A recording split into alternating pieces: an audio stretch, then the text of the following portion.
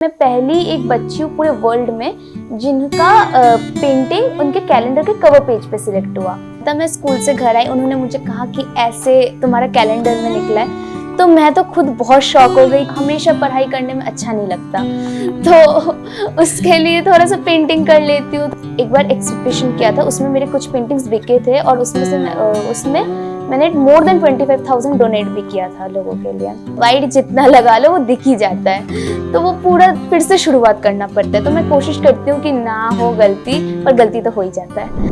नमस्कार दोस्तों, मैं ज्योति कार्की और आप देख रहे हैं जिंदा दिल जिंदगी विद ज्योति। आज का एपिसोड बेहद खास है क्योंकि आज हमारे साथ मौजूद हैं एक ऐसी प्रतिभाशाली युवा कलाकार जिनकी कला ने न सिर्फ भारत बल्कि पूरी दुनिया में अपनी पहचान बना ली है। आज हमारे साथ है नोएडा की 14 साल की दीपशिका, जिन्होंने अपनी कला के जरिए अंतरिक्ष की दुनिया को एक नया आयाम दे दिया है। इनकी असाधारण प्रतिभा का अंदाजा इसी से लगाया जा सकता है कि इनकी जो पेंटिंग है खुद नासा ने 3 बार चुनी है। साल 2022 में नासा द्वारा आयोजित पेंटिंग प्रतियोगिता में दीपशिका ने दुनिया भर से पहला जो स्थान है वो हासिल किया था। 33 देशों के 700 प्रतिभागियों ने इसमें हिस्सा लिया था, जिनमें दीपशिका ने भारत का झंडा जो है वहां पे गाड़ा है। आज जिंदा दिल जिंदगी विद ज्योति में हम जानेंगे कि कैसे एक छोटी सी बच्ची ने अपनी कल्पना और रचनात्मक जो उसकी सोच है उसको पूरे देश के सामने लेकर आई और विश्व में भारत का नाम रोशन किया। तो चलिए मिलते हैं दीपशिका से और जानते हैं उनकी इस अद्भुत कला के बारे में, उन्हीं की जुबानी, और जो भी उनका जो सफर है इसको लेकर उसके बारे में भी हम उनसे बात करेंगे। सबसे पहले दीपशिका, हमारे इस खास प्रोग्राम में आने का आपका बहुत बहुत धन्यवाद आने के लिए, और आपकी जो पेंटिंग है जो नासा में लगातार सेलेक्ट हो रही है उसके लिए आपको बहुत बहुत शुभकामनाएं। और जैसे दीपशिका तुम सिर्फ अभी छोटी सी उम्र की हो, 10th क्लास में पढ़ती हो, तो मैं जानना चाहूँगी कि तुम्हारा जो ये पेंटिंग का जो सफ़र था वो कैसे शुरू हुआ और कब आपको आया कि मुझे पेंटिंग करनी चाहिए? मैं छोटी थी, बहुत छोटी थी, मतलब मैं 5 इयर्स की थी, तब से मुझे बहुत शौक था कि मुझे पेंटिंग करना है। ऐसे घर पे पेपर्स पड़े रहते थे तो मैं उसी को उठा के उसमें कुछ भी बनाती रहती थी।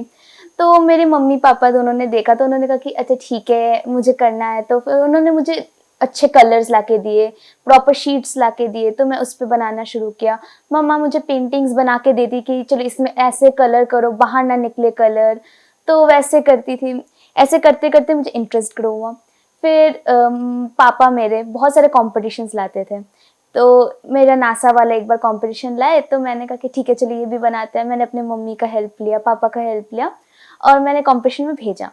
तो उसमें ऐसा था कि जो कवर पेज होता है वो कैलेंडर था, तो उसपे कवर पेज हमेशा उनके कोई आर्टिस्ट बनाते हैं, वो एनिमेटर्स जो होते हैं, तो वो कंप्यूटर पे डिज़ाइन करके वो बनाते हैं।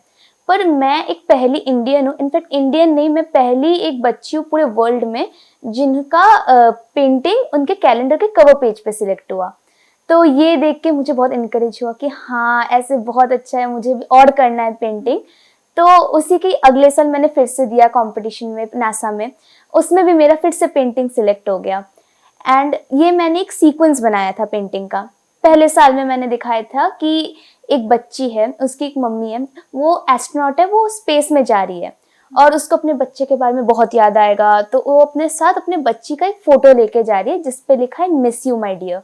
और ये उनको मतलब नासा वालों को इतना पसंद आया कि उन्होंने मेरे पिक्चर का नाम ही मिस यू माय डियर रख दिया।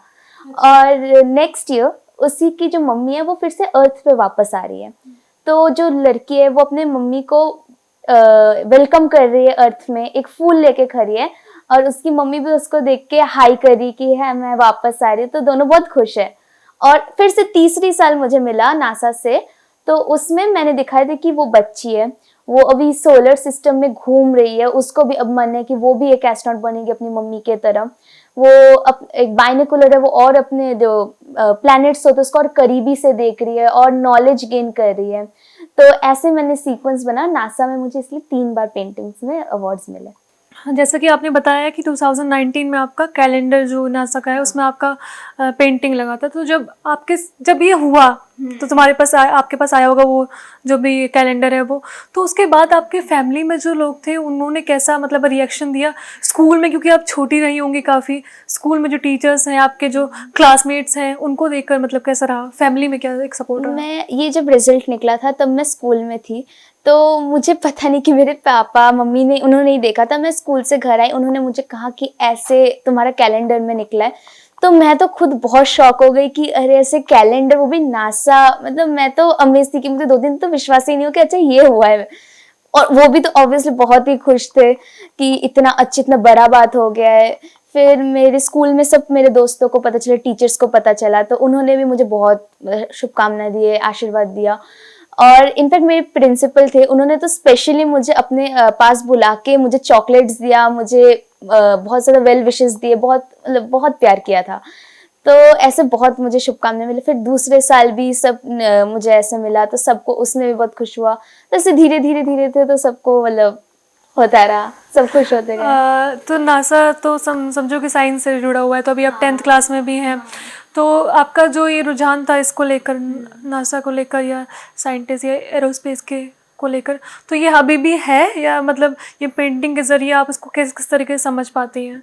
पेंटिंग बनाने के लिए मुझे बहुत रिसर्च करना पड़ता है कि अच्छा मैं ये दे सकती हूँ, वो दे सकती हूँ। उसके माध्यम से मुझे बहुत स्पेस के बारे में से रिसर्च करना पड़ता था कि अच्छा मैं ये प्लैनेट दे सकती हूँ, कौन अर्थ के पास प्लैनेट्स है।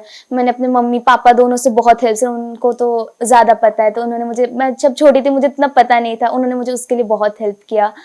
और इसलिए मुझे स्पेस के बारे में बहुत कुछ पता चला, साइंस में भी बहुत हेल्प हुआ इसीलिए। तो हाँ, इससे तो हेल्प हुआ था। तो अभी तो आप 10th में हैं और फिर आपको एग्ज़ाम है, बोर्ड एग्ज़ाम। तो ये पढ़ाई और आर्ट को कैसे मैनेज करती हैं? कौन ज़्यादा पसंद है आपको, पढ़ाई करना या पेंटिंग करना? पेंटिंग करना तो ऑब्वियसली मुझे अच्छा लगता है, बहुत अच्छा लगता है। अभी बोर्ड्स आने वाले हैं, तो पढ़ाई करते करते बहुत प्रेशर होता है मुझ पे कि पढ़ाई करना है, ये करना है। तो पढ़ाई के बीच बीच में ना थोड़ा सा वो रिफ्रेश टाइम होना ज़रूरत है कि थोड़ा सा माइंड फ्रेश हो जाए। बार बार हमेशा पढ़ाई करने में अच्छा नहीं लगता, तो उसके लिए थोड़ा सा पेंटिंग कर लेती हूँ, थोड़ा सा माइंड फ्रेश हो जाता है, अच्छा लगता है। वो पेंटिंग एक मेरा पसंद है, तो मैं उसको ऐसे फोर्सफुली नहीं करती हूँ, तो जब मन करता है तब करती हूँ, बैलेंस हो जाता है वैसे।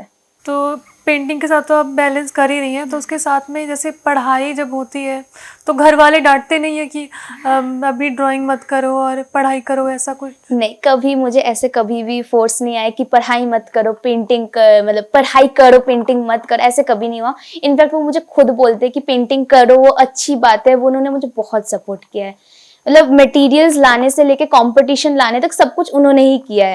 मतलब मैं तो उनके अलावा कुछ भी नहीं हूँ, सभी वो ही करते हैं, मैं तो बस अपना थॉट को पेपर पे रखती हूँ। तो उन्होंने कभी मुझे ऐसे फोर्स नहीं किया। हाँ, अभी 10th है, अभी तो हाँ थोड़ा सा मुझे भी लगता है पढ़ाई में ज़्यादा फोकस देना ज़रूरी है, पर ऐसे जनरली कभी मुझे फोर्स नहीं किया। जैसे आप बताया आप लगातार मतलब ड्राइंग बना रही हैं, तो उसमें आप होता है वाटर कलर आप यूज़ करते हैं। अगर आप पेंसिल से कोई चीज़ ड्रॉ कर रहे हैं तो आप उसको इरेजर से मिटा सकते हैं ना, पर अगर हम वाटर कलर की बात करें तो आप एक बार जब ड्रॉ कर लेते हैं उसके बाद उसको मिटा नहीं सकते हैं। यू कैन यूज़ मतलब वाइट कलर आप यूज़ कर सकते हैं उसको थोड़ा सा छुपाने के लिए, पर इतना नहीं हो पाता। तो ऐसे ही आपकी कई गलतियाँ होती होंगी ज़िंदगी में, तो उसको कैसे ओवरकम करती हैं उस टाइम पर, और कैसे मतलब उस चीज़ को किस तरीके से लेती हैं? गलतियों से आप क्या सीखती हैं? मेरी गलतियों से, हाँ, पेंटिंग्स बनाने के टाइम तो बहुत गलतियां होते हैं। तो वाटर कलर एक ऐसा मीडियम है ना, उसको मिटाया ऐसे नहीं जाता है, वाइट जितना लगा लो वो दिख ही जाता है, तो वो पूरा फिर से शुरुआत करना पड़ता है। तो मैं कोशिश करती हूँ कि ना हो गलती, पर गलती तो हो ही जाता है। तो हाँ, ऐसे प्रैक्टिस भी होता रहता है कि हाँ ठीक है, एक बार गलती हो गई कोई बात नहीं, प्रैक्टिस हो गया, नेक्स्ट वाला और बेटर करने की कोशिश करूंगी। ऐसे स्कूल्स में भी बहुत होता है कि गलतियां हो जाती है, कोई एग्जाम खराब हो गया, ये खराब हो गया, तो उससे और मैं सोचती हूँ कि नहीं ठीक है, ये खराब हुआ कोई बात नहीं, इसके बाद वाला इसी से प्रैक्टिस करके और बेटर करना है। तो ऐसे मैं ओवरकम करने की कोशिश करती हूँ। बिल्कुल। जैसे दीपशिका तुम नोएडा में रहती हो और जैसे आपकी फैमिली जो है वो आपको सपोर्ट कर रही है इस टाइम पे, तो मैं ये जानना चाहूँगी कि जो इंडिया में आर्ट को लेकर क्या देखते हैं आप, किस तरीके से आपको सपोर्ट मिलता है, लोग किस तरीके से देखते हैं ड्राइंग बनाने वाले हैं? पढ़ाई और आर्ट में किसको लगता है, तुम्हें क्या लगता है कि जो सोसाइटी है हमारी वो किसको देख रही है इस वक्त? इंडिया तो आपको भी पता होगा कि ज़्यादा डॉक्टर इंजीनियरिंग इस तरफ में ज़्यादा वो होता है, पर मेरे जो सराउंडिंग के पीपल है वो मुझे बहुत ज़्यादा इस चीज़ पे सपोर्ट करते हैं कि हाँ तुम जो कर रही हो वो सही है, वो ठीक है, ऐसी कोई मजबूरी नहीं कि वही करना है। तो ये तो एक अच्छी बात है। और ऐसे इंडिया देखा जाए तो हमारा इंडिया तो वैसे भी आर्ट की तरफ कितना कल्चर्ड है, हमारे तो पुराने ज़माने में इतने स्कल्पचर्स होते हैं, इतना कुछ होता है, हड़प्पन मोहनजोदड़ो, उसमें तो बहुत कुछ होता है। हाँ, ताजमहल तो इतना अच्छा, मतलब तो ऐसे तो मतलब हमारा इंडिया कितना रिच है इन सब में। तो इंडिया में तो मुझे कभी नहीं लगता कि ऐसा कोई नेगेटिव कुछ हो कि मुझे ऐसे दबा दे, ऐसा नहीं है। हाँ, मैंने बहुत लोगों को सुना है कि साइंस लो, उसमें ज़्यादा ऑप्शंस होता है, ये होता है, पर नहीं, ठीक है। मतलब मुझे एक सपोर्ट मिल रहा है मेरे मम्मी पापा का, मेरे दोस्तों का, मेरे टीचर्स का, ये मेरे लिए बहुत काफ़ी है, इससे मैं आगे बढ़ जाऊंगी। आप इतना अच्छा काम कर रही हैं और जैसे आप पॉजिटिव है इतने ज़्यादा, तो आपकी ज़िंदगी में कोई इंस्पिरेशन है, आपकी कोई ऐसी पेंटिंग हो या कोई ऐसा पेंटर हो जिसके बारे में, जिसको देख के आपको लगता है कि हाँ मतलब कुछ है पेंटिंग में? मतलब मेरी मम्मी, वो खुद बहुत अच्छा ड्राइंग करती है, वो उनसे मुझे बहुत इंस्पिरेशन मिलता है कि हाँ, वो बचपन से मुझे, वो उन्हीं के वजह से मुझे ड्राइंग अच्छे से समझ आया। वही मेरी इंस्पिरेशन है कि हाँ, इनके वजह से मुझे बहुत अच्छा हुआ है, मैंने बहुत इम्प्रूवमेंट किया है। ऐसे अगर पेंटर आपको बोल रहे हो तो ऐसे मुझे लियोनार्डो दा विंची बहुत पसंद है, पिकासो पसंद है, हुसैन है, बहुत सारे। उन सबके ड्राइंग स्टाइल्स इतने डिफरेंट है, किसी का एब्स्ट्रैक्ट है, कोई ऑयल बेस पे करता है। मुझे सबका, किसी का हम छोटा नहीं बोल सकते, सब अच्छे अपने तरफ, अपने पर्सपेक्टिव से। तो मुझे सभी पसंद है, सब ठीक अच्छे हैं। तो आपके एज के कई बच्चे जो होंगे अभी आपको देख रहे होंगे, तो उनको आप क्या एक मैसेज देना चाहती हैं कि मतलब जो वीडियो गेम्स खेल रहे हैं या किसी और चीज़ में है, बहुत सारे लोग बहुत प्रेशर रहते हैं। अभी आपने देखा होगा कि आपकी एज के जो 10th क्लास में से अगर मान के चलो फेल हो जाते हैं तो बच्चे सुसाइड भी तक कर देते हैं, इतना अंडर प्रेशर है। तो उनको आप क्या कहना चाहती हैं? मैं यही कहना चाहूँगी कि ऐसा मतलब प्रेशर नहीं लो, मतलब ऐसा कुछ करो जिससे आपको थोड़ा सा स्ट्रेस कम हो। सब हमेशा प्रेशर लेने की ज़रूरत नहीं होता। जैसे कि मेरे मेरे केस में मैं पेंटिंग करती हूँ मेरे स्ट्रेस को रिड्यूस करने के लिए। आपके मतलब उनके उसके लिए कुछ और भी हो सकता है, आप वो करो। और प्रैक्टिस करना ज़रूरी होता है उसके लिए, तो मतलब वो बहुत एक इम्पॉर्टेंट चीज़ है। प्रैक्टिस करो, जो भी करोगे उसमें प्रैक्टिस होना बहुत ज़रूरत है। और अगर आप पेंटिंग करते हो तो मैं कहूँगी पेंटिंग या सिंगिंग जो भी हो, आप ना वो लोगों के साथ रिलेट करना सीखो। मतलब रिलेट करोगे ना लोगों से, अपने से, तो वो ज़्यादा और मन से कर पाओगे। तो वो एक बहुत चीज़ है जो मैं कहूँगी कि हाँ, लोगों को करना चाहिए। जैसे नासा तो आपने बता दिया कि आपने उसमें मतलब आप कंपटीशन में हिस्सा लिए लगातार, इस साल भी आपका जो है नॉमिनेट हुआ है, आपकी पेंटिंग हुई है। तो इसके अलावा आपने कौन कौन से जो अवार्ड्स हैं वो जीते हैं और किन किन कॉम्पिटिशन्स में आपने हिस्सा लिया है? मैंने बहुत सारे इंटरनेशनल पेंटिंग कॉम्पिटिशन्स में पार्टिसिपेट किया है। मुझे Japan, Italy, UK, Russia, Portugal, Singapore, बहुत जगहों से ही मुझे प्राइज़ मिला है। मुझे नासा से तो मिला ही है, मुझे ऐसे यूरोपियन स्पेस एजेंसी से में भी मिला है, फाओ में मिला है, यूनाइटेड नेशंस में मिला है, बहुत जगह से मिला है, यूनेस्को में मिला है। और ऐसा अगर इंडिया नेशनल में बोला जाए तो मुझे मिनिस्ट्री ऑफ एनवायरनमेंट से मोर देन 50 अवार्ड्स मिले हैं। मिनिस्ट्री ऑफ पावर से मिले, मुझे मिनिस्ट्रीज में से मुझे बहुत मिले हैं। और मुझे, मेरे पास टोटल मोर देन 200 पेंटिंग्स है। इसके अलावा मैंने अपने पेंटिंग्स को एक बार एग्जीबिशन किया था, उसमें मेरे कुछ पेंटिंग्स बिके थे और उसमें मैंने मोर देन 25,000 डोनेट भी किया था लोगों के लिए। अमेजिंग। तो ऐसी कोई एक पेंटिंग हो जिससे आपकी कोई यादें जुड़ी हो, कोई इमोशंस जुड़े हो, जो आपने कुछ सोच समझ के, ऐसे होता है ना, कोई आर्ट क्या होता है कि आर्ट होता है कि आप सोचते हैं कि आइडियाज होता है, क्रिएशन होता है, आप कैसे क्रिएट कर रहे हैं। तो वो कोई एक ऐसी पेंटिंग हो जिसके बारे में आपको याद हो कि हाँ, मैंने इस पेंटिंग से मेरी कुछ यादें जुड़ी हुई हैं? जो मेरे पेंटिंग्स बिके थे उससे बहुत लोगों का हेल्प हुआ था। वो पेंटिंग्स मेरे लिए बहुत स्पेशल है क्योंकि उनसे लोगों का बहुत वो हेल्प हुआ था। एक मैंने बनाया था बुद्धा, उस मतलब वो पेंटिंग सेल हुआ था, तो वो सबसे ज़्यादा प्राइस में बिका था। तो मुझे लगता है कि वो वाला बहुत यादगार पेंटिंग है क्योंकि इससे बहुत ज़्यादा लोगों को हेल्प हुआ होगा। तो ऐसे बहुत सारे पेंटिंग्स थे। एक मैंने बनाया था फिश, एक माही माही नाम था फिश का। वो मेरे लिए, मुझे लगता है कि वो मेरे लिए अब तक का बेस्ट पेंटिंग है। वो मुझे इतना अच्छा लगता है कि मैंने अपने घर पे, मेरे रूम के अंदर वो फ्रेम करके लगाया है। और ऐसे छोड़ के तो जो नासा का एक है, मुझे एक मिला था अवार्ड, जो फर्स्ट मेरे कवर पेज आया था, तो उस पे जो उधर के नासा के डायरेक्टर थे उन्होंने और बाकी 12 और एस्ट्रोनॉट थे उस टाइम पे, उसमें सुनीता विलियम्स भी थी, उन्होंने खुद का सिग्नेचर करके, ऐसे और भी 12 एस्ट्रोनॉट्स थे, उनका खुद का सिग्नेचर मुझे एक पेपर पे करके, कॉन्ग्रेचुलेट करके मुझे वो भेजा था। और ऊपर से 2 बैच भी भेजे थे जो स्पेस से घूम के हमारे पास आया था। तो वो मेरे लिए बहुत यादगार है। तो ये जो कंपटीशन है इसमें पार्टिसिपेट जो करना होता है, कैसे करना होता है और किस तरीके से इसका सिलेक्शन प्रोसीजर होता है?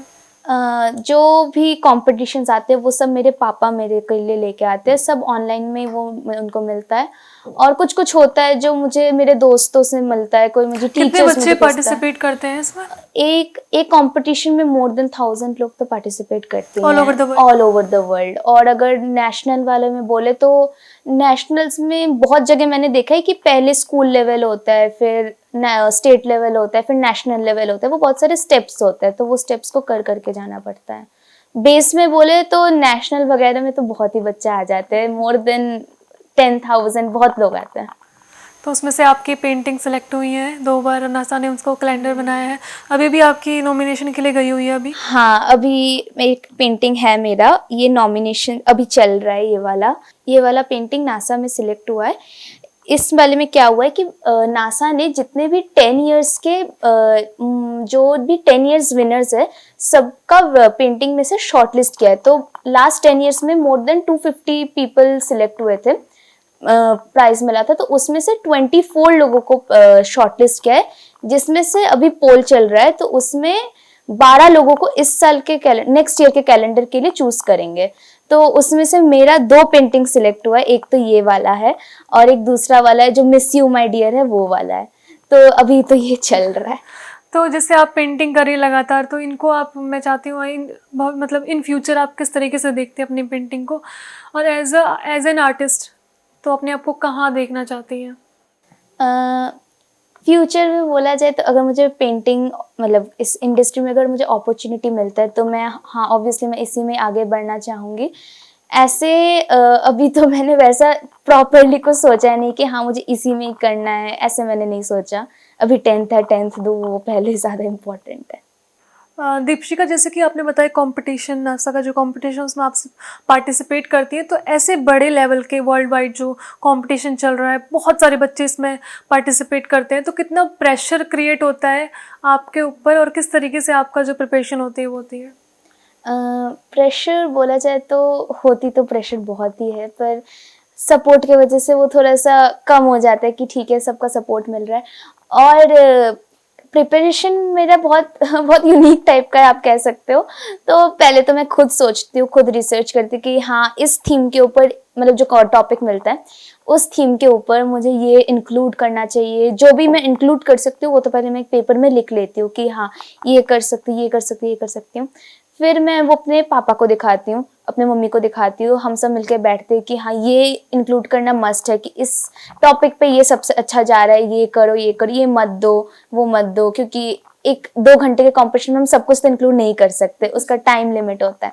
तो पहले तो हम वो कर लेते हैं, फिर से मेरी ड्यूटी आती है कि मुझे भी सेट करने की, मुझे कैसे उस चीज़ को प्रेजेंट करना है एज अ पेंटिंग, और मुझे वो उस थीम में कैसे सेट करना है, सब चीज़ को कैसे अरेंज करना है। तो मैं वो सोचती हूँ। फिर मेरी मम्मी भी मुझे उस चीज़ में मेरी मम्मी मुझे बहुत हेल्प करती हैं। वो मुझे ऐसे आइडियाज़ बहुत देती कि तुम इसको इधर कर सकती हो, उसको इधर कर सकती हो।